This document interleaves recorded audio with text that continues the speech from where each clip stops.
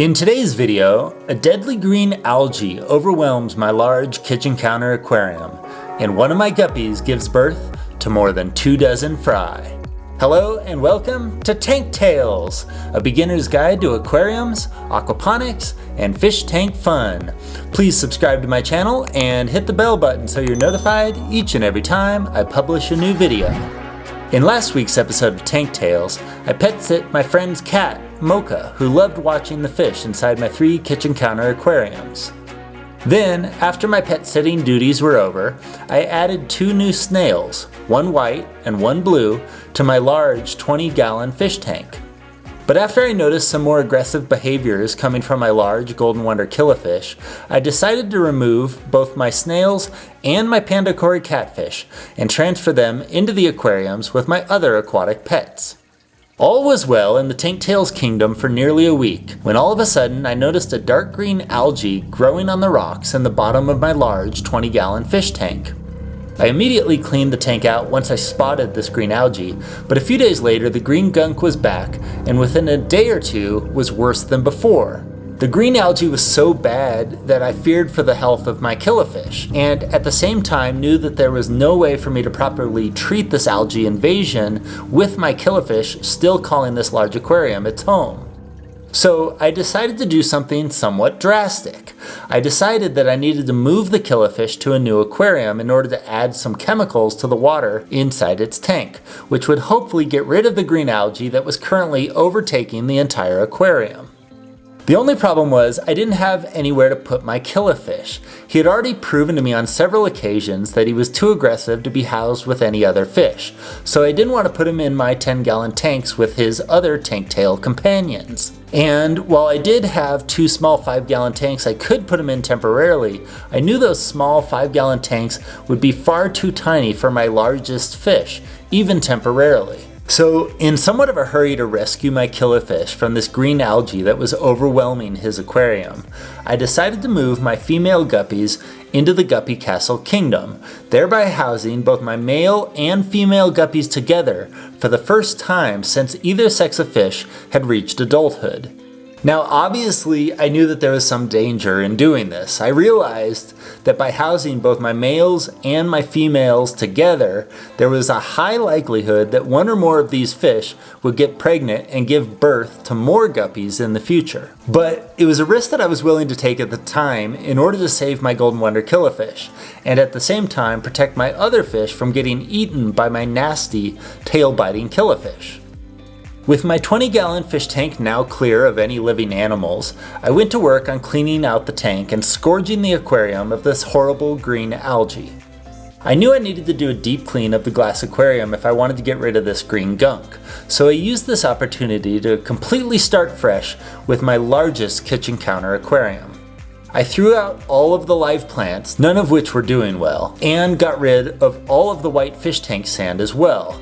I didn't really like the way it looked anyways, and I preferred the more natural river stone look I had in my other 2 fish tanks. So once the sand was cleaned out and the glass aquarium had been given a good scrub down, I poured in a bucket full of small river rocks.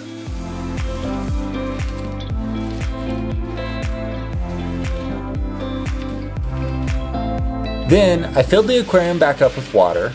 Then I went to my local pet store once again and picked up a bottle of API Pond Algae Fix and poured a small capful of the stuff into my aquarium.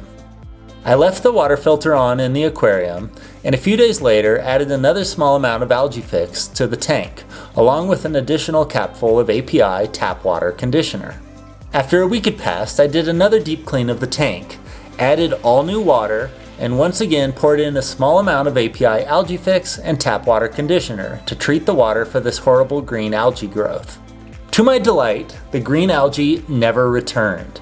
I continued to pour a tiny amount of API Algae Fix into the water every few days and continuously ran the water filter for more than a month. The largest of my aquariums was now completely empty, except for the small rocks that were spread out on the floor of the glass fish tank, but the algae problem seemed to be resolved. And just in time too, because just as soon as I decided my green algae issue was over, I noticed something else going on inside my other 2 tank tail aquariums.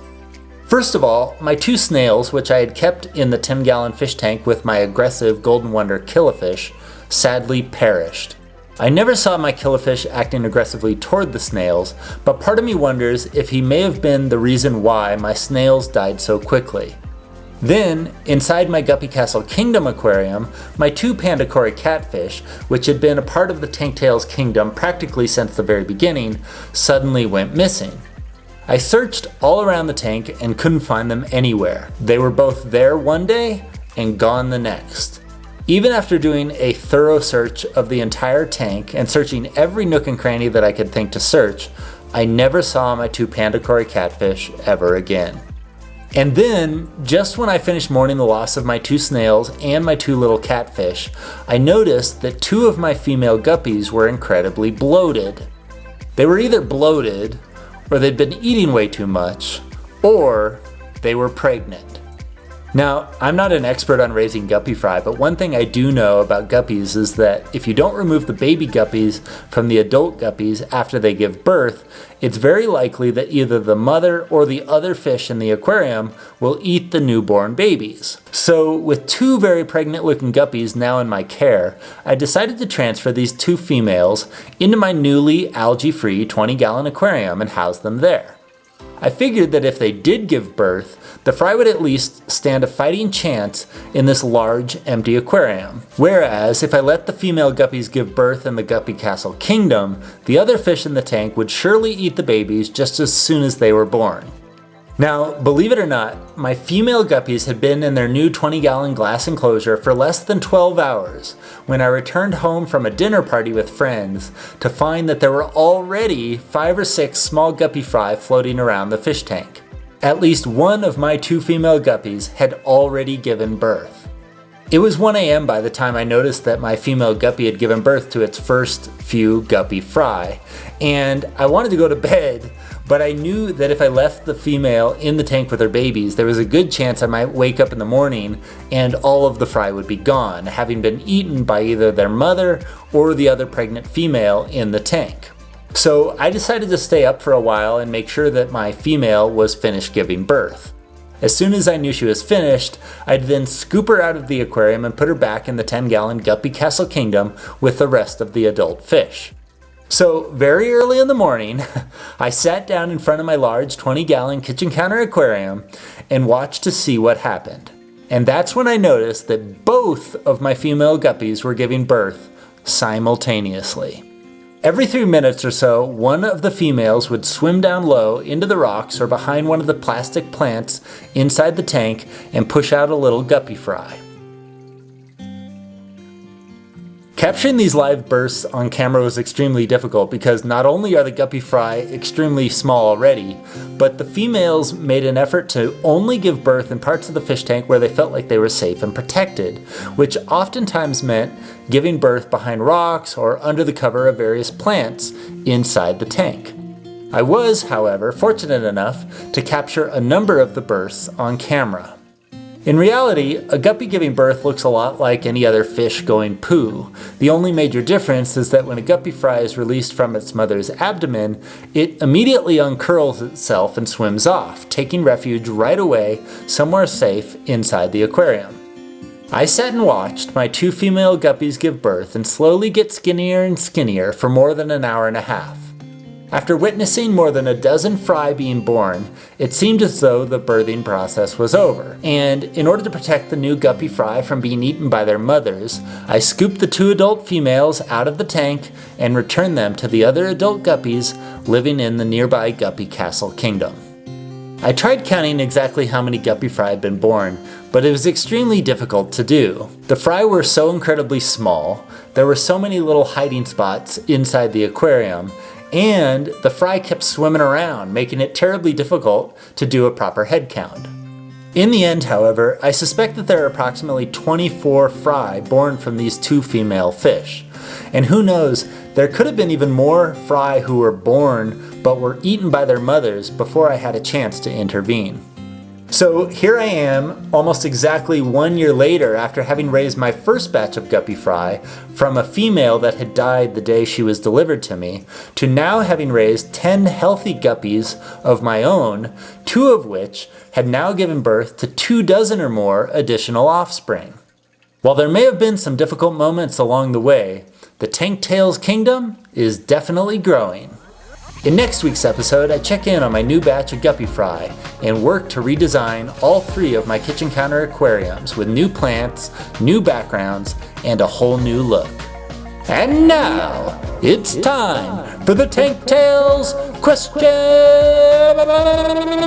of the week. Who wants a guppy? No, seriously, what am I going to do with all of these guppies? And just think, my other female guppies could give birth any day now too. What if I'm suddenly inundated with dozens and dozens of baby guppies? How would you handle a population boom inside the Guppy Castle Kingdom? Leave a comment down below and let me know. Did you enjoy this video? I hope you did, and I can't wait for you to see next week's episode. So if you haven't done so already, be sure to smash that subscribe button and the bell icon now so you get notified each and every time I publish a new Tanktails video. Also, don't forget to hit the like button. That really does a lot to help me out, and I appreciate your support very much. Once again, thank you so much for watching this video, and I hope you'll subscribe to my Tanktails channel, as I plan on adding new videos like this one on a regular basis. And your support will help to ensure that I can make more videos like this one in the future.